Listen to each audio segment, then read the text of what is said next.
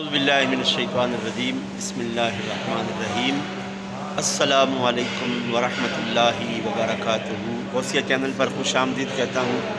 ہمارے چینل پر حسب معمول شاہد بھائی یو پی والے یہ ہمارے پکے فرینڈ ہو گئے، پکے بیلی بن چکے ہیں اور پکے دوست بن چکے ہیں۔ شاہد بھائی یو پی والے ہماری ویڈیو کو اول سے لے کر آخر تک دیکھا کریں، اور کیونکہ ہماری ہر ویڈیو میں نیکی کا کوئی نہ کوئی پیغام آپ تک پہنچایا جاتا ہے۔ شاہد بھائی کچھ کہنے لگے تھے۔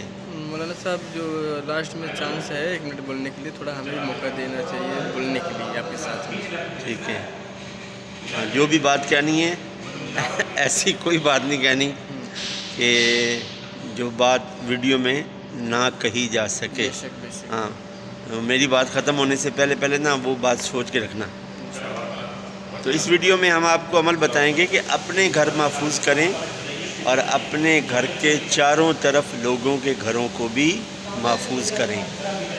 نبی کریم صلی اللہ علیہ وآلہ وسلم کا فرمان عالی شان ہے کہ رات سوتے وقت 3 مرتبہ آیت الکرسی پڑھیں، اور آیت الکرسی پڑھنے کے بعد چاروں طرف حصار کریں، دائرہ بنائیں۔ دائرہ بنانے کا مطلب یہ نہیں کہ آپ اٹھ کر دائرہ ہی بنانا شروع کر دیں، اس کا مطلب یہ ہے کہ چاروں طرف پھونک دیں۔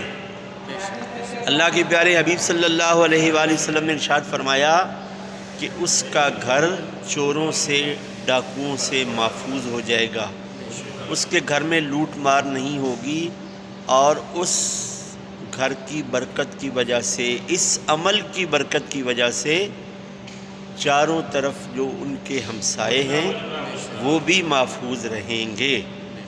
لیکن اس کے لیے وہی بات جو میں بار بار کہتا ہوں، کامل یقین ہونا چاہیے۔